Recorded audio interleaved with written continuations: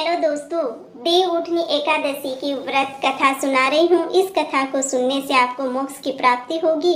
यह कथा मोक्ष की प्राप्ति का मार्ग है। कार्तिक मास की देव उठनी एकादशी को हम देव उठनी, ग्यारस, प्रबोधिनी एकादशी के नामों से भी जाना जाता है। हिंदू धर्म में एकादशी का बहुत ही महत्व है और आप लोगों को बता दें कि एकादशी हर महीने में 2 बार आती है, जिसमें एक होता है कृष्ण पक्ष और एक होता है शुक्ल पक्ष।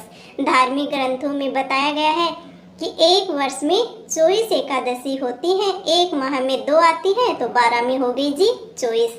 यह देव उठनी एकादशी शुक्ल पक्ष में पड़ती है और इस वर्ष 2023 में 23 नवंबर को देव उठनी एकादशी मनाई जाएगी। इस दिन भगवान शालिग्राम और माता तुलसी का विवाह किया जाता है।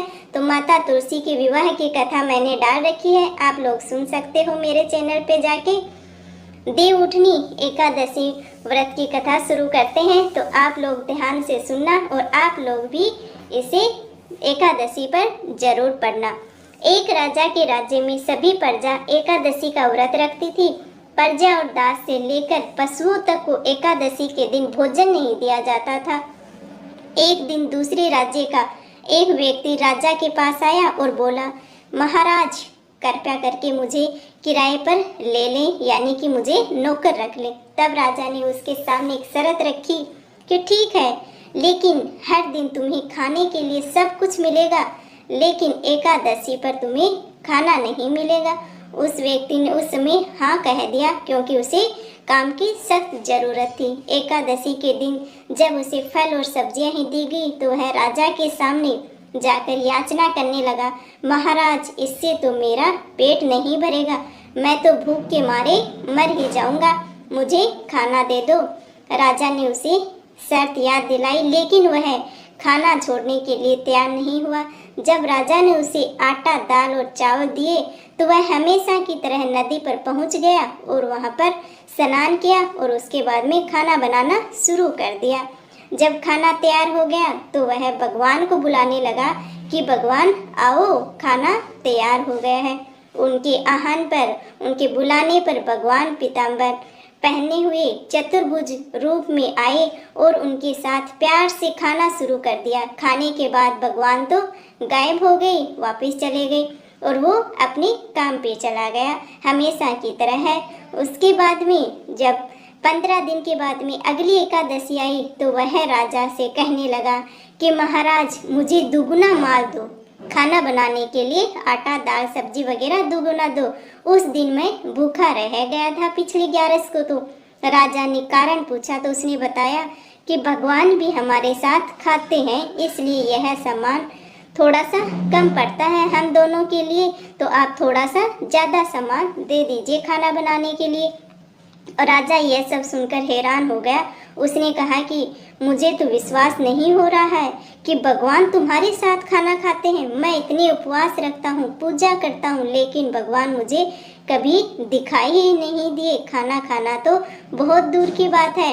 राजा की बात सुनकर उसने कहा कि महाराज यदि आप मेरी बात पर विश्वास नहीं करते हैं तो देख लीजिए, आप खुद ही चलकर देख लीजिए।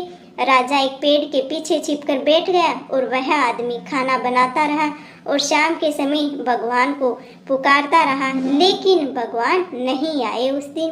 अंत में उसने कहा, हे भगवान अगर तुम नहीं आए तो मैं नदी में कूद कर अपनी जान दे दूंगा, क्योंकि उसके साथ में कौन था? राजा था। तो राजा को दिखाना भी बहुत जरूरी था, नहीं तो प्रजा पर से विश्वास उठ जाता। इसलिए उसने कहा कि आइए भगवान आप, लेकिन भगवान नहीं आए। फिर वह अपने जीवन का बलिदान करने के उद्देश्य से नदी की ओर ही बढ़ गया। अपने जीवन को त्यागने के लिए अपने दृढ़ इरादे को जानकर उसके जल्द ही भगवान प्रकट हुए और उन्हें रोक दिया, क्योंकि बच्चे का जो भी मजदूर था, प्रजा थी उसकी, तो उसका दृढ़ निश्चय देखकर राजा को लगा कि यह तो सचमुच अपनी जान गंवा देगा। तो राजा ने उसको रोक दिया और एक साथ भोजन करने के लिए बैठ गए। खाने पीने के बाद वे उसे अपने विमान में बिठाकर अपने निवास स्थान पर ले गए। यह देखकर राजा ने सोचा कि जब तक मन शुद्ध नहीं होगा तब तक उपवास का कोई फायदा नहीं है। इससे राजा को ज्ञान हुआ और उसने भी अपने दिल से उपवास करना शुरू किया और अंत में सर्व को प्राप्त किया। आप सभी को हमारी कहानी कैसी लगी हो कमेंट करके ज़रूर बताएं। हमारी कहानी अच्छी लगी हो तो ज़्यादा से ज़्यादा शेयर करना, लाइक भी कर देना और जो भी हमारे चैनल पे नए हैं वो चैनल को सब्सक्राइब भी कर देना, ताकि जो भी अगली कहानी डालें उसका नोटिफिकेशन आप लोगों के पास सबसे पहले पहुंच जाए। तो आप लोग भी व्रत फास्ट वगैरह रखो तो मन साफ होना चाहिए। कहते हैं ना कि खाली पेट से भगवान की पूजा करना, खाली पेट रहना ही सिर्फ भगवान की पूजा करने से कोई फायदा नहीं है। मन से पूजा करनी चाहिए, मन साफ होना चाहिए, तभी उस पूजा का फल प्राप्त होता है। तो मिलते हैं आप लोगों से एक ऐसी ही कहानी के साथ। Thank you ji.